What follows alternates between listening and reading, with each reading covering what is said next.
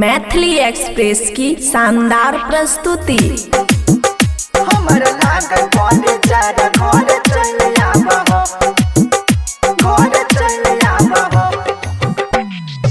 आइब गेलै ठंडी हो आइब गेलै ठंडी पिया बस छहो मंडी घर चल आबहो।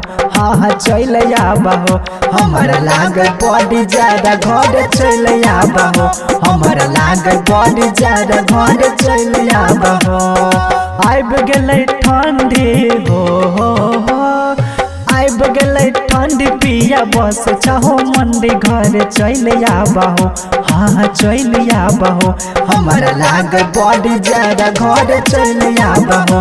हमर लाग बड़ी ज्यादा घर चल आबहो। DJ good Madhubani DJ good Madhubani DJ हमर लाग बड़ी ज्यादा घर चल आबहो। हमर लाग बड़ी ज्यादा घर चल आबहो।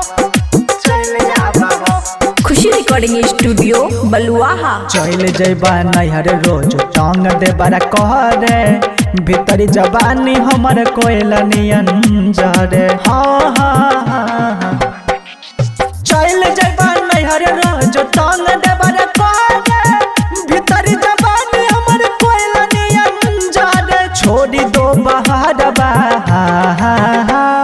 छोड़ दो बहारबा कटाइले टिकटवा घर चल आबहो।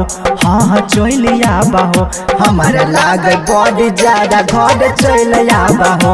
हमर लाग बड़ी ज्यादा घर चल आबहो। DJ good Madhubani DJ good Madhubani DJ good Madhubani हमर लाग बड़ी ज्यादा घर चल आबहो। हमर लाग बड़ी ज्यादा घर चल आबहो। चल आबहो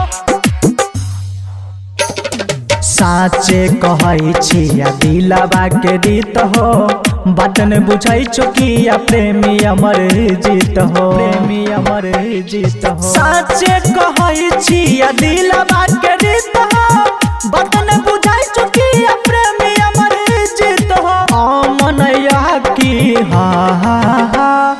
अमनया की कमबा छोड़ दहो घर जल्दी चल आबहो। हाँ चल आबहो हमर लाग बड़ी ज्यादा घर चल आबहो। हमर लाग बड़ी ज्यादा घर चल आबहो। खुशी रिकॉर्डिंग स्टूडियो बलुआहा।